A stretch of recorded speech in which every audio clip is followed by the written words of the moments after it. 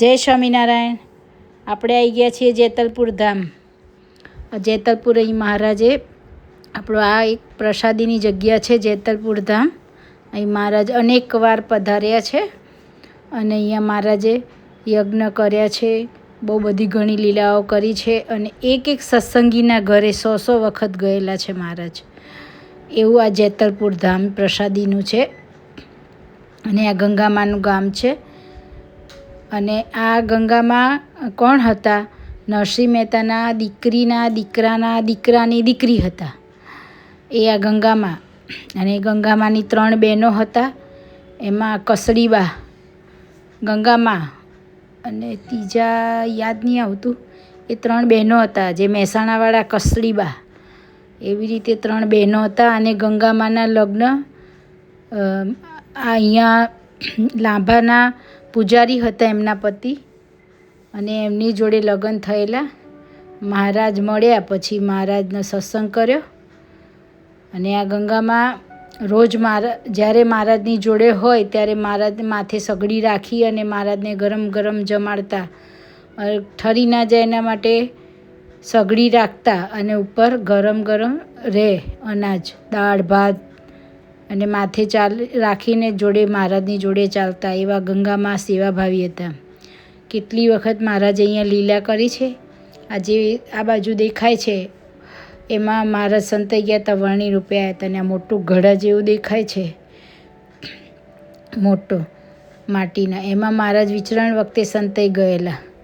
અને અહીંયા મહારાજ રાધા કૃષ્ણદેવ બહેનોના હવેલીમાં જે પધરાયા છે એમાં મહારાજ ગંગામાના હાથે હરિકૃષ્ણ મહારાજ આવીને પોતે રાધા કૃષ્ણદેવ પોતે દૂધ પીતા હતા. અને આ પ્રસાદીની તાવડી છે. જો આપણે દર્શન કરીએ.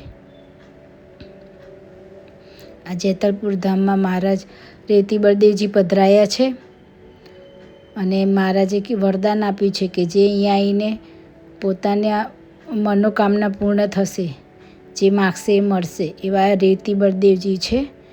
અને જે હરિકૃષ્ણ મહારાજ છે, મહારાજે 20 મૂર્તિઓ લીધી હતી. એમાંથી આની એક મૂર્તિ છે અને એ પહેલાં લક્ષ્મણ સ્વરૂપ હતું અને મહારાજે પોતે પછી હરિકૃષ્ણ રૂપે પધરાયા. એ હરિકૃષ્ણ મહારાજ, રેવતી બળદેવજી, રાધાકૃષ્ણદેવ અને સુખસૈયા, આપણે ત્રણેયના દર્શન કરશું. અહીંયા તો બધાની મનોકામના, કેટલાયના ઘોડિયા બંધાયા, બધાના ઘણા મનોકામના પૂર્ણ થાય છે. બધા પૂનમે ચાલતા પણ જેતલપુર આવે છે. એવું આ જેતલપુર ધામ છે. ચલો આપણે દર્શન કરીએ અંદર. જય રેવતી બળદેવ હરિકૃષ્ણ મહારાજની જય. રેવતી બળદેવ હરિકૃષ્ણ મહારાજની જય. જય રેવતી બળદેવ.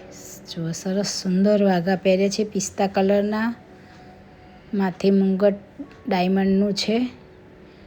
કંઠો પહેર્યો છે, લાંબો હાર પહેર્યો છે, ફૂલનો હાર ગુલાબનો અને મોગરાની કળીઓનો એનો હાર છે, મોગરાનો ને ગુલાબનો. મસ્ત લાગે છે રેવતી બળદેવ હરિકૃષ્ણ મહારાજ. આપણે એમના ભાવથી દર્શન કરીએ. આપણી મનોકામના પૂર્ણ કરે મહારાજ. જુઓ, અહીંયા જ એવું કહેવાય છે કે રેવતી બળદેવજી અહીંથી જ્યારે પસાર થતા ત્યારે દેવ સરોવરમાં નાહવા જતા. એટલે આ પ્રસાદીની જગ્યા હોવાથી અહીંયા રેવતી બળદેવજીને પધરાવવામાં આવ્યા છે. અહીંયા બહુ જ વખત રોકાતા. દેવ સરોવરના કાંઠે નાહવા જતા. સુખસૈયા ઘનશ્યામ મહારાજની જય. જુઓ,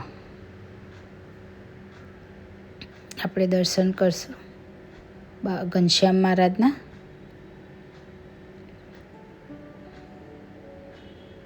અહીં બધા ઈર્ષાળુએ લાડવા પણ દેવ સરોવરમાં નાખી દીધા હતા. ગીરનું કુલ્લું ખાલી કરી દીધું હતું. ઘણું દ્રેસી લોકોએ હેરાન કર્યું હતું, પણ તો એ ભગવાને બધું ભરેલું ને ભરેલું એવી લીલા કરી હતી. જો ઘનશ્યામ મહારાજની જય. મહારાજે પિસ્તા કલરના મસ્ત વાઘા પહેર્યા, માથે ડાયમંડનો મુગટ છે, કંઠો પહેર્યો છે મહારાજે, હાર લાંબો છે, ગુલાબનો હાર છે, વારો મારો શોભી રહ્યા છે. જય સ્વામિનારાયણ.